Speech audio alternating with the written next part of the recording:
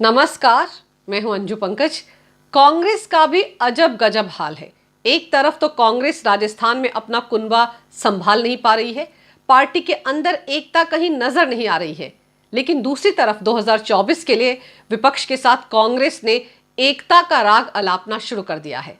दिलचस्प तो यह है कि बिहार के सीएम नीतीश कुमार और डिप्टी सीएम तेजस्वी यादव दोनों ने आज दिल्ली में राहुल गांधी के दरबार में हाजिरी लगाई। अब सवाल ये उठता है कि इस तरह की मुलाकात से कांग्रेस, जेडीयू और आरजेडी बाकी विपक्षी पार्टियों को क्या संदेश देना चाहते हैं।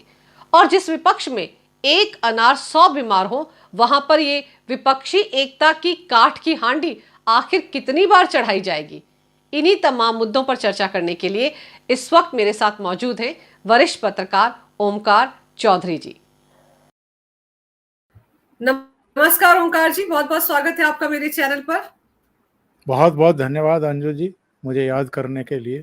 आपके सभी दर्शकों को मेरा नमस्कार। ओमकार जी, ये बताइए कि आज जो आरजेडी और कांग्रेस के नेताओं के बीच मुलाकात हुई, जिसे बहुत हिस्टोरिक मुलाकात बताया जा रहा है, इसमें हिस्टोरिक क्या था? उनके लिए ये हिस्टोरिक होगा, पर जो देखने वाले हैं, जो बॉडी लैंग्वेज पढ़ने वाले हैं, उनको तो इसमें कुछ भी नया दिखाई नहीं दे रहा है। बल्कि कुछ लोगों की टिप्पणियां आई हैं। नीतीश कुमार लगभग 70% कोण पर झुक रहे हैं राहुल गांधी के साथ सामने। तो उस पर टिप्पणियां आनी शुरू हो गई हैं कि पता नहीं अब नीतीश किस किस के सामने झुकेंगे। और मतलब पतन की पराकाष्ठा देखिए कि जिन लालू यादव को एक समय ये गालियां देते थे, और पिछले विधानसभा चुनाव के समय भी, लोकसभा चुनाव के समय भी इन्होंने क्या क्या नहीं कहा था लालू जी के बारे में, उनके परिवार के बारे में, उनकी संतानों के बारे में, कि इतनी लंबी लाइन लगा दी है, इस तरह की बात। आज उनकी पोती को अपनी गोद में लेकर के खिलाते हुए दिखाई दे रहे हैं। और वहां तेजस्वी भी खड़े हैं, तेजस्वी की पत्नी भी खड़ी हैं। उसके बाद ये राहुल गांधी के दरवाजे पर जा रहे हैं, उनसे 60 डिग्री 70 डिग्री के अंश पर झुक करके प्रणाम करते हुए दिखाई दे रहे हैं। तो नीतीश कुमार को बहुत अच्छे तरीके से इस बात की जानकारी है कि इनकी हैसियत क्या रह गई है। 2009 के चुनाव में इनको 115 सीटें मिली थी विधानसभा में। अगले चुनाव में जब ये गठबंधन के साथ चुनाव लड़े, 2009 या 2010 में जब भी हुआ था, फिर अगला चुनाव जब हुआ महागठबंधन के साथ भारतीय जनता पार्टी का साथ छोड़ करके, इनकी वो सीटें घट करके रह गई 71। और अभी लेटेस्ट जो पिछला चुनाव हुआ था उसमें ये आ गए 43 या 47 सीटों पे। तो आप इससे अंदाजा लगाइए कि इनका जो जनाधार है, इनकी जो लोकप्रियता है, वो कहाँ पहुंच गई है। और जब पिछले 2 साल से 3 साल से, चाहे कोविड कारण रहा हो या दूसरे कारण रहे हों, या हिंदुत्व की जो एक लहर हमें पूरे देश में दिखाई दे रही है उसका प्रभाव हो, किसी भी राजनीतिक दल ने, किसी भी बड़े चेहरे ने इफ्तार पार्टी नहीं की थी। लेकिन इस बार नीतीश और तेजस्वी के बीच ही होड़ लगी हुई दिखाई दी। दोनों, एक दिल्ली में, एक यहाँ पटना में, इफ्तार पार्टी करते हुए दिखाई दिए। तो मतलब बेचैनी है, अंदर से बौखलाहट है, परेशानी में है कि जो थोड़ा बहुत था वो भी खिसक रहा है। और दावे और सपने क्या हैं? दावे ये हैं कि साहब हम 2024 को मद्देनजर रखते हुए सभी विपक्षी दलों के नेताओं को इकट्ठा करेंगे और मोदी जी के विकल्प के तौर पर सामने खड़े होंगे। आपको याद होगा 2018 में जब एचडी कुमारस्वामी को शपथ दिलाई जा रही थी, तब कितने विपक्ष के नेता वहां पहुंचे थे और सब ने ऊपर ऐसे हाथ खड़े करके और एक फोटो खिंचवाई थी हम्म। और उसके अगले ही साल 2019 में वो एक दूसरे का हाथ पकड़ करके एक फोटो अपॉर्चुनिटी हासिल करने वाले नेता कितने किसके साथ थे? सब बिखर गए। कोई भी अपने राज्य में दूसरों के लिए अपना स्पेस छोड़ने को तैयार नहीं रहता है। तो ये फोटो अपॉर्चुनिटी के लिए तो ठीक है कि आप राहुल गांधी के साथ दिखाई दे रहे हैं, तेजस्वी भी साथ है, लल्लन भी साथ है, मल्लिकार्जुन खड़गे भी साथ खड़े हैं। लेकिन मुझे ये बताइए कि नीतीश बाबू की क्रेडिबिलिटी क्या बची है, या कांग्रेस के नेता राहुल गांधी की क्रेडिबिलिटी क्या बची है? तो शून्य शून्य मिलकर के वो 11 नहीं होते हैं, और ये एक और एक मिलकर के 2 ही रहेंगे, ये भी 11 नहीं हो सकते। लेकिन ओंकार जी, मजेदार ये कि राहुल गांधी ने भी प्रेस कॉन्फ्रेंस को संबोधित किया, संस्थाओं पर हमला हो रहा है, देश पर हमला हो रहा है, ये बात भी आज उन्होंने कही। उनको या तो शब्दों की अच्छे से पहचान नहीं है कि कहाँ क्या बोलना है, तो आज उन्होंने ये भी कहा कि देश पर हमला हो रहा है, और फिर कहा कि ये एक प्रोसेस है जिसमें बाकी विपक्षी पार्टियों को जोड़ा जाएगा। तो सवाल तो ये उठता है कि जहां कांग्रेस और आरजेडी एक साथ आ रहे हैं, तो इनके साथ और कौन कौन आएगा? और जो दो बड़ी पार्टी जिनकी बात आज हम कर रहे हैं, एनसीपी की बात कर लेते हैं या टीएमसी की बात कर लेते हैं, वो दोनों तो अब राष्ट्रीय पार्टियां भी नहीं रही। तो कौन कौन इनके साथ आएगा? और क्या राहुल गांधी की अगुवाई में या मल्लिकार्जुन खड़गे की अगुवाई में चुनाव लड़ने का प्लान बना रहे हैं ये हिस्टोरिक मुलाकात वाले? देखिए, जो राहुल गांधी कहते हैं उसको लोग अब कितना सीरियसली लेते हैं, ये तो अपने आप में एक बड़ा प्रश्न चिन्ह है। क्योंकि उन्होंने अपनी साख और अपनी पार्टी की साख को एक तरीके से मिट्टी में मिला दिया है। देश की जो भी समस्याएं हैं, जो भी आपके मतभेद हैं, जो भी आपको मुद्दे दिखाई दे रहे हैं, उनको उठाने के लिए क्या कांग्रेस मुख्यालय कम है? या अलग अलग राज्यों के दौरे पर जब आप जाते हैं, जनसभाओं को संबोधित करते हैं, वो मंच क्या कम है जो आप लंदन में जाकर के कहते हैं कि हमारा लोकतंत्र खतरे में है?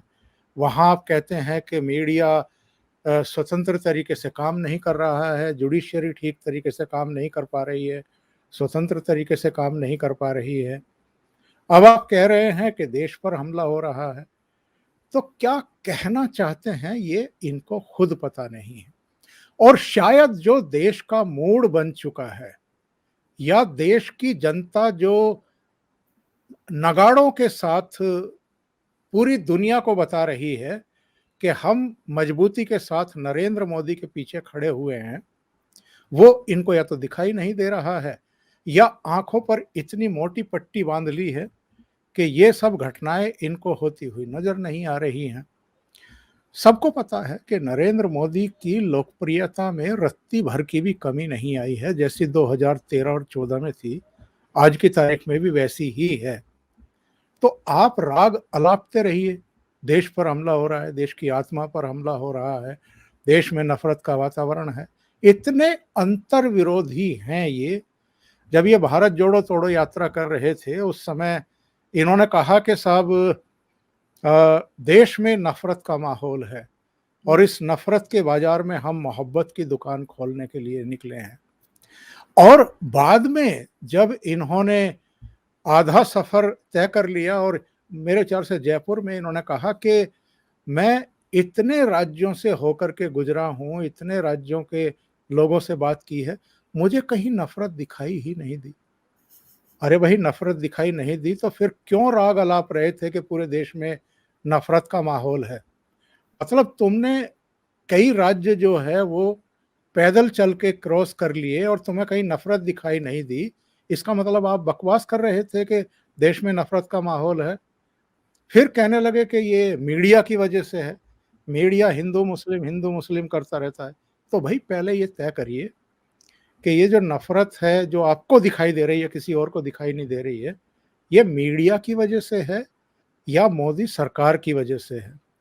क्योंकि 2014 से पहले भारतीय जनता पार्टी के बारे में, नरेंद्र मोदी के बारे में जो एक परसेप्शन क्रिएट किया था इन लोगों ने कि साहब देश टूट जाएगा, एकता अखंडता को बड़ा भारी खतरा हो जाएगा, ये तो संविधान ही बदल देंगे, एक बार ये भी कहा गया कि अगर ये दोबारा चुन लिए गए तो फिर देश में कभी चुनाव ही नहीं होंगे। मतलब किस किस तरह के झूठ आप बोलेंगे। और ये सारी चीजें अब कम से कम लोगों ने सुननी बंद कर दी हैं, सीरियसली लेनी बंद कर दी है। यही वजह है कि इनकी चाहे प्रेस कॉन्फ्रेंस होती रहें, चाहे ये एका का नाटक करते रहें कि हम विपक्षी दलों को एक कर रहे हैं, वो चीजें सिरे नहीं चढ़नी हैं। अलग अलग बहुत सारे कारण हैं, ये सब जान चुके हैं। जहां तक सवाल आपने किया है ममता बनर्जी का या शरद पवार का, तो जब से इनको सूरत की कोर्ट ने 2 साल की सजा सुनाई है, तब से एक गुब्बारे में जैसे हवा भरी जाती है ना, कि उसको हवा में ऊपर उठा दिया जाता है और फिर पूरे शहर को वो दिखाई देने लगता है। तो वही हाल राहुल गांधी का हुआ उस सजा सुनाए जाने के बाद। तो जितने भी बाकी के क्षेत्रीय दलों के नेता थे वो सतर्क हो गए, अचानक सतर्क हो गए। आप याद करिए अंजू जी, जब श्रीनगर में इनका ग्रैंड फिनाले था इस जोड़ो तोड़ो यात्रा का, तो इन्होंने 22 दलों के नेताओं को आमंत्रित किया था वहां पर। और पहुंचे कितने थे वहां? 2 तो क्षेत्रीय दल थे, नेशनल कॉन्फ्रेंस और पीडीपी। कुछ बाहर से वो राजा वगैरह पहुंच गए थे, डी राजा। कुल मिलाकर के 6 दल वहां पर थे। बाकी ने सब ने इसको गंभीरता से लिया नहीं, इनके उस शक्ति प्रदर्शन में शामिल नहीं हुए। और इस समय जब ये सजा सुनाई गई सूरत कोर्ट से, तो कांग्रेस पार्टी ने कुछ ऐसा माहौल क्रिएट करने की कोशिश की कि जैसे राहुल गांधी ही भारतीय जनता पार्टी और नरेंद्र मोदी के निशाने पर हैं। और चूंकि वो अडानी को लेकर के सवाल पूछ रहे थे, इसलिए उनकी संसद सदस्यता छीन ली गई। तो ये जो एक परसेप्शन बनाने की कोशिश थी या झूठ का पहाड़ खड़ा करने की कोशिश थी, वो भी नहीं एग्जिस्ट कर पाया। क्योंकि सबको पता है कि इनको सजा किस केस में हुई है। 2019 के लोकसभा चुनाव में, जैसे जब इन्होंने कहा कि सारे मोदी चोर हैं और मोदी ढूंढोगे तो ऐसे ही मिलेंगे, नीरव मोदी, ललित मोदी, नरेंद्र मोदी का नाम लिया था, उसको लेकर के इनको सजा हुई थी। अभी भी मतलब इनको और इनके जो चाटुकार मंडली है उनको तो यही लग रहा है कि राहुल गांधी बहुत बड़े नेता हो गए हैं जब से उनको सजा सुनाई गई है। लेकिन क्षेत्रीय नेता एकदम सतर्क हो गए हैं। क्योंकि आप ध्यान दीजिए, चाहे केसीआर हो, चाहे जगन मोहन रेड्डी हो, चाहे शरद पवार हो, ममता बनर्जी हो, ये सब कांग्रेस से ही निकले हुए नेता हैं और कांग्रेस की ही कीमत पर ये आगे बढ़े हैं अलग अलग राज्यों में। इनमें से कोई भी राहुल गांधी को नेता मानने की भूल कर ही नहीं सकता है। आप लॉजिक के साथ सोचिए कि ये अगर कांग्रेस को अगवा पार्टी मान लेंगे और उसके पीछे खड़े हो जाएंगे, तो राज्यों में इनको कितना बड़ा नुकसान हो सकता है, कांग्रेस को कितना बड़ा फायदा हो सकता है। क्योंकि राज्य की जनता फिर ये समझेगी ना कि जब इन्होंने खुद ही राहुल गांधी को अपना नेता मान लिया है, तो फिर हम कांग्रेस को ही सीधे वोट क्यों ना दें, इनको वोट क्यों देंगे। बिल्कुल। इसलिए शरद पवार जो बेहद श्रूड पॉलिटिशियन हैं, उनके आप बयान उठा करके देखिए, तो उन्होंने एक तरीके से डिस्टेंस बना लिया है राहुल गांधी से। गौतम अडानी पर भी उनके एकदम डिफरेंट बयान आए हैं। उनके भतीजे ने जो डिग्री वाला प्रकरण था जिसमें ये राग अलाप रहे हैं आप ये, और उद्धव ठाकरे ने भी सुर में सुर मिलाया था, उससे भी एनसीपी ने अपने को अलग कर लिया। और अजित पवार ने तो यहाँ तक कह दिया कि क्या 2014 और 2019 में नरेंद्र मोदी को डिग्री की वजह से जनादेश मिला है देश का? उनका अपना व्यक्तित्व है, उनका अपना कृतित्व है, उनकी अपनी प्रामाणिक लीडरशिप है जिसकी वजह से लोग उन पर भरोसा कर रहे हैं। तो अलग अलग नेताओं ने अब पोस्चरिंग करनी शुरू कर दी है। ऐसे में ये नीतीश और लालू का परिवार राहुल गांधी से मिल रहे हैं, या जो पुराना यूपीए का कुनबा था वो अगर इनके साथ खड़े हुए दिखाई देते हैं, मुझे नहीं लगता कि इससे देश की विपक्ष की राजनीति में किसी भी तरह का कोई अंतर आने वाला है या कोई बूस्ट इनको मिलने वाला है। और फिर शरद पवार की जैसे आपने बात की सर कि शरद पवार ने तो अपने अडानी के मुद्दे पर भी तेवर बदल लिए हैं। और फिर आप ये देखिए कि कितना नुकसान राहुल गांधी की छवि को गुलाम नबी आजाद साहब ने पहुंचाया है। उन्होंने तो कैसी पोल पट्टी खोल कर रख दी है, विदेशों में क्या करते हैं, मेरा मुंह ना खुलवाए, मैं 10 उदाहरण दे सकता हूँ, सबसे कमजोर है नेता। उन्होंने तो ये कहा ना कि मेरे जाने की वजह राहुल गांधी था कांग्रेस छोड़कर। तो फिर आप सोचिए कि जिनके मन में थोड़ा बहुत भ्रम भी राहुल गांधी को लेकर होगा, वो सब भी एक तरह से धुल गया है। देखिए, गुलाम नबी आजाद और हिमंता बिस्वा शर्मा, इन दो के पिछले दिनों इंटरव्यूज आए हैं।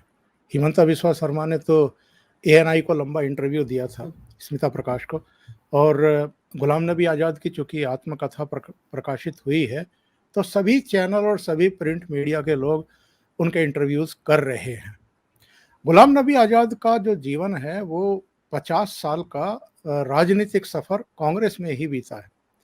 और अकेले गुलाम नबी आजाद ने कांग्रेस नहीं छोड़ी है, बहुत सारे युवा नेताओं ने भी छोड़ी है, जिनमें जितिन प्रसाद, ज्योतिरादित्य सिंधिया, आरपीएन सिंह और कीर्ति आजाद को गिनना चाहें तो उनको गिन लीजिए।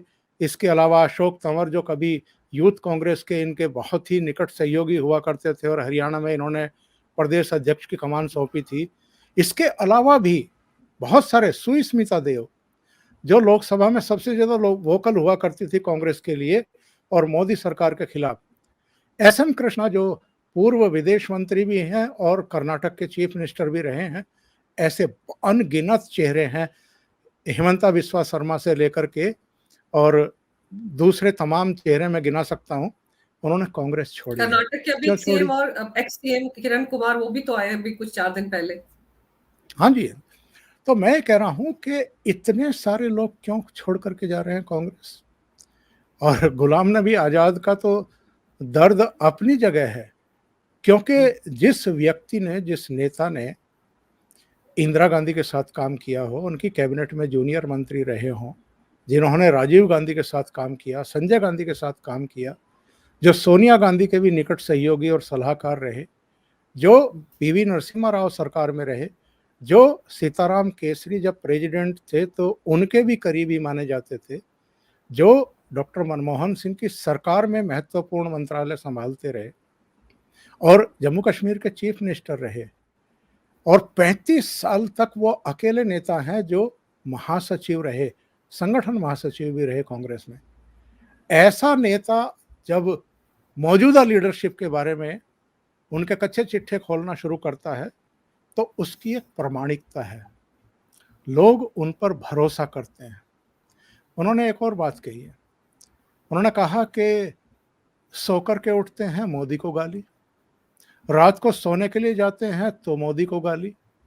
नेगेटिविटी में आप देश के लीडर तो नहीं बन सकते। और ये बात हमने सीडब्ल्यूसी की मीटिंग में भी इनके मुंह पर कह दी थी कि आप नेगेटिविटी में जाकर के आप देश के नेता नहीं बन सकते हैं। आपको रोड मैप तो बताना पड़ेगा, ये तो बताना पड़ेगा देश को कि आपके पास मोदी से अच्छा विजन क्या है, ब्लूप्रिंट क्या है। अगर आप ऐसा नहीं बता पाते हैं तो आप लीडर नहीं बन सकते। लेकिन राहुल गांधी के सलाहकार कौन है, मतलब जो इनको अरब सागर की तरफ ले जा रहे हैं कि यहाँ आप तैरना सीखिए या इसमें कूद जाइए, तो वो भी करने को तैयार हैं राहुल गांधी। लेकिन अगर कोई सीधे सीधे उनको समझाने की कोशिश करे कि आप जिस रास्ते पर बढ़ रहे हैं वो आत्महत्या के अलावा कुछ नहीं है, आपकी अपनी लीडरशिप जीरो हो जाएगी, आप कांग्रेस का भी भट्टा बैठाते आ रहे हैं और बैठा देंगे, क्योंकि 2014 से लेकर के 2019 तक और जितने राज्यों के चुनाव हुए हैं, कुछ राज्यों में बाय डिफॉल्ट अलग अलग कारणों की वजह से कांग्रेस की सरकारें बन रही हैं, मजबूरी में समझ लीजिए, पर ऐसा कहीं नहीं हो रहा है कि 5 साल किसी स्टेट में कांग्रेस की सरकार बन रही हो और फिर दोबारा जनता ने उसको चुना हो। तो ये क्या सारी चीजें इनको दिखाई नहीं देती हैं? तो गुलाम नबी आजाद और हिमंता बिस्वा शर्मा ने, उन्होंने तो इनके सारे, मतलब जितने भी अहंकार पूर्ण व्यवहार है उसकी धज्जियां उड़ा करके रख दी। इन्होंने कहा कि बड़े से बड़ा नेता कांग्रेस का अगर इनसे मिलने का समय मांगता है तो एक तो समय नहीं देते हैं, दूसरे अगर समय दे दिया तो कोई बरामदे से अंदर उनके ड्राइंग रूम तक जा नहीं सकता है, उसके लिए एक्सेस ही नहीं है कि वो इनके ड्राइंग रूम में भी जाए। यानी बड़े से बड़े नेता के साथ भी ये ऐसा बिहेव करते हैं जैसे वो इनका कोई बहुत छोटा सा कर्मचारी हो, और ये तो बहुत ही बड़े नेता हैं। मतलब इनको ऐसा ग्लोरीफाई करके रखते हैं इनके चाटुकार कि जैसे ये सीधे जो है देवलोक से उतर करके आए हैं, और इनकी शान में तो किसी तरह की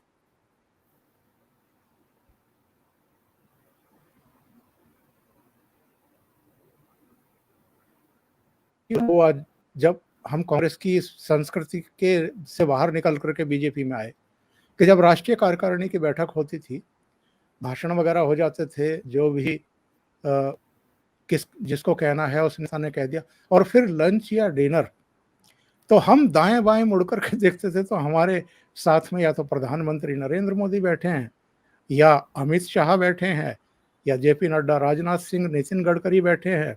बोला वहाँ कोई भेद ही नहीं है। और ऐसा कभी नहीं हुआ कि हम दिल्ली मिलने के लिए आए हों और अमित शाह ने हमें कभी बरामदे में बैठाया हो। सीधे उनके ड्राइंग रूम में बैठते हैं, वो घंटों घंटों हमसे चर्चा करते हैं, अलग अलग बिंदुओं पर चर्चा करते हैं, वो फीडबैक लेते हैं, वो हमें सलाह देते हैं। तो उनका कहना ये था कि राहुल गांधी के पास तो 24 मिनट नहीं है किसी से बात करने के लिए और फीडबैक लेने के लिए और ज्ञान देने के लिए, और बीजेपी की लीडरशिप तो 24 घंटे उपलब्ध है कार्यकर्ताओं के लिए भी, नेताओं के लिए भी। तो ये चीजें इनकी समझ में आ नहीं रही हैं कि नरेंद्र मोदी और अमित शाह की जो जुगलबंदी है, जो लीडरशिप है, वो कामयाब क्यों हो रही है और ये लगातार फेल क्यों हो रहे हैं। बिल्कुल। लेकिन ये बताइए कि ममता बनर्जी का क्या होगा? ममता बनर्जी के लिए तो बहुत बड़ा झटका है कि तृणमूल कांग्रेस अब क्षेत्रीय पार्टी बन गई। फिर ममता बनर्जी के लिए झटका कलकत्ता हाई कोर्ट से भी आया। जो रामनवमी के दिन जिस तरह से हिंसा है उसके लिए जो टीका टिप्पणियां कोर्ट की तरफ से की गई, वो ममता के लिए बहुत बड़ा झटका है। और अब राज्यसभा के एक उनके सांसद है फलेरो, उन्होंने भी इस्तीफा दे दिया है।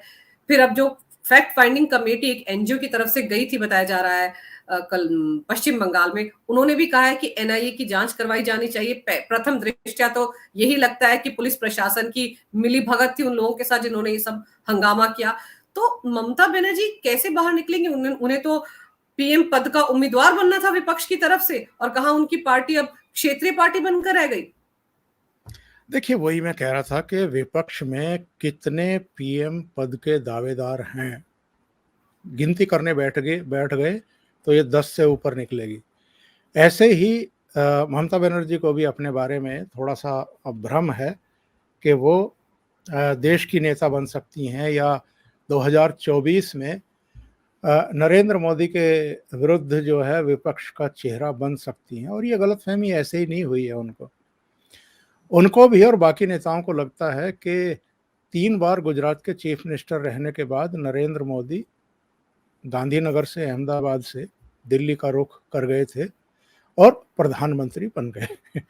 इनको लगता है कि तीसरी बार मैं भी चीफ मिनिस्टर बनी हूं, तो अब तो मेरा भी हक बनता है कि मैं प्रधानमंत्री बनने के सपने देखूं। लेकिन भूल जाते हैं ये लोग कि गुजरात के चीफ मिनिस्टर रहते हुए नरेंद्र मोदी की लोकप्रियता गुजरात की सीमाओं से बाहर निकल करके अखिल भारतीय हो गई थी, और बीजेपी के भीतर से ही ये प्रेशर बनना शुरू हो गया था उस समय की लीडरशिप पर कि नरेंद्र मोदी को आप दिल्ली लेकर के आइए। क्योंकि 2009 में लाल कृष्ण आडवाणी को जब प्रधानमंत्री पद का चेहरा बनाया गया था तो भारतीय जनता पार्टी का बहुत ही खराब परफॉर्मेंस रहा था, और ये लगातार जीत रहे थे गुजरात में। ये बाहर भी जाने लगे थे प्रचार करने के लिए। तो तब इनको यहाँ लेकर के आया गया। सितंबर 2013 में इनको भारतीय जनता पार्टी ने अपना नेता चुना, प्रधानमंत्री पद का चेहरा चुना गोवा में। उसके बाद एनडीए ने उस पर मोहर लगाई जब ये विदक करके भागे थे नीतीश कुमार। तो उसके बाद से नरेंद्र मोदी और अमित शाह ने जो किया है, क्या वो ममता बनर्जी कर सकती हैं? क्या वो नीतीश कर सकते हैं? क्या केसीआर कर सकते हैं, या अरविंद केजरीवाल कर सकते हैं, या शरद पवार कर सकते हैं?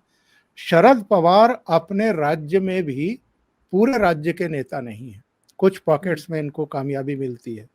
केसीआर केवल तेलंगाना के नेता समझ लीजिए। अभी चुनाव आयोग ने आंध्र प्रदेश से इनका क्षेत्रीय दल का रुतबा खत्म कर दिया।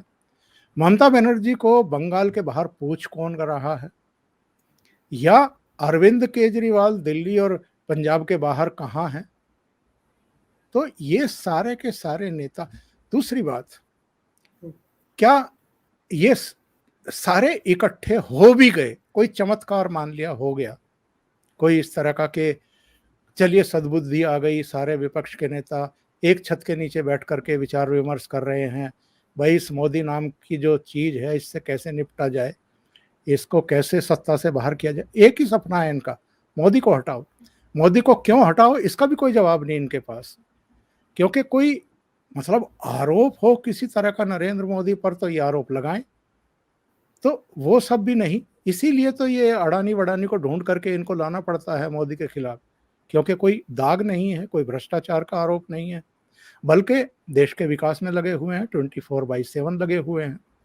तो आरोप कुछ नहीं है, बस मोदी को हटाना। तो मैं ये कह रहा था कि अगर ये सारे इकट्ठा हो भी जाते हैं तो क्या शरद पवार राहुल गांधी को अपना नेता मानेंगे 2024 के लिए? क्या ममता बनर्जी अरविंद केजरीवाल को अपना नेता स्वीकार कर लेगी? या शरद पवार, राहुल गांधी, अरविंद केजरीवाल, नीतीश और केसीआर ममता बनर्जी को अपना नेता मान लेंगे? इससे आगे की बात करता हूं।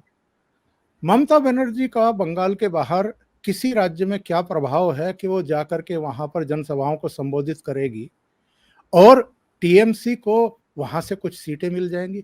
अभी त्रिपुरा का विधानसभा चुनाव होकर निपटा है, 60 सीटें हैं, ये करीब 30-32 सीटों पर कैंडिडेट खड़े किए, सबकी जमानत जब्त। इसी तरीके से शरद पवार, उनके कुछ एमएलए आए और शायद नागालैंड में उन्होंने भारतीय जनता पार्टी को सपोर्ट कर दिया। तो इस तरह से अगर आप देखें, अच्छा कांग्रेस वैसे ही सिमट रही है, थोड़ा बहुत अगर संभावना हो सकती थी तो वो भी इन्होंने खत्म कर दी है, रही सही संभावनाएं भी खत्म कर दी हैं। तो 2024 हो, 2019 हो, 2014 हो, जब चुनाव नजदीक आते हैं तो साल भर पहले, 1.5 साल पहले इनकी ये कवायद शुरू होती है, सब इकट्ठा हो जाओ, सब इकट्ठा हो जाओ। क्यों? जरूरत क्या है इकट्ठा होने की? अगर आप इतने तेजस्वी हैं, अगर आपकी इतनी लोकप्रियता है, तो अकेले ही आ जाओ। और कितना इकट्ठा हो पाए आप 2014 में या 2019 में, जो 2024 में इकट्ठा हो जाएंगे? आपकी अपनी अपनी मजबूरियां हैं, आपकी अपनी अपनी ईगो हैं, आपके अपने अपने सपने हैं। ममता बनर्जी चाहेगी कि 40 सीटों में से अधिकांश वो ही जीत करके आए। नीतीश बाबू बिहार में चाहेंगे कि यहाँ कांग्रेस को मिनिमम सीटें दी जाएं। राजद भी नहीं चाहेगा कि कांग्रेस को ज़्यादा सीटें देकर के बर्बाद की जाएं। शरद पवार किनारा कर ही चुके हैं लगभग राहुल गांधी के बयानों से और कांग्रेस की नीति से। तो ये एक दिवा स्वप्न हो सकता है, जो कैमरे हैं टेलीविजन चैनलों के, उनके लिए एक खबर हो सकती है, लेकिन धरातल पर कोई इनके उतरने या किसी तरह का प्रभाव पैदा करने का मुझे तो कोई दूर दूर संभावना दिखाई देती नहीं। बिल्कुल सही कह रहे हैं आप सर, क्योंकि काठ की हांडी है, बार बार तो चढ़ती नहीं है। 2014 में भी देख लिया, 2019 में भी देख लिया, लेकिन अब 2024 से पहले फिर इन्हें कुछ तो करना है। अब वो पीएम मोदी ने सही कहा था कि ईडी या सीबीआई के डर से ये एकजुट तो हो ही रहे, कम से कम ईडी ने इन्हें एक प्लेटफॉर्म पर तो ला दिया था, लेकिन फिर इनकी एकता को सुप्रीम कोर्ट में भी झटका लग गया, क्योंकि वहां से भी इनको मनमाफिक फैसला सुनने को नहीं मिला। तो अब देखते हैं कि राहुल गांधी और आरजेडी के बीच जो हिस्टोरिक मुलाकात जिसे बताया जा रहा है वो कितनी हिस्टोरिक होती है और कौन कौन उसके साथ जुड़ता है। लेकिन आपने विपक्ष की इस पूरी रणनीति पर जो विस्तार से जानकारी मेरे दर्शकों को दिया ओमकार जी, उसके लिए आपका बहुत बहुत धन्यवाद। नमस्कार। जी, नमस्कार।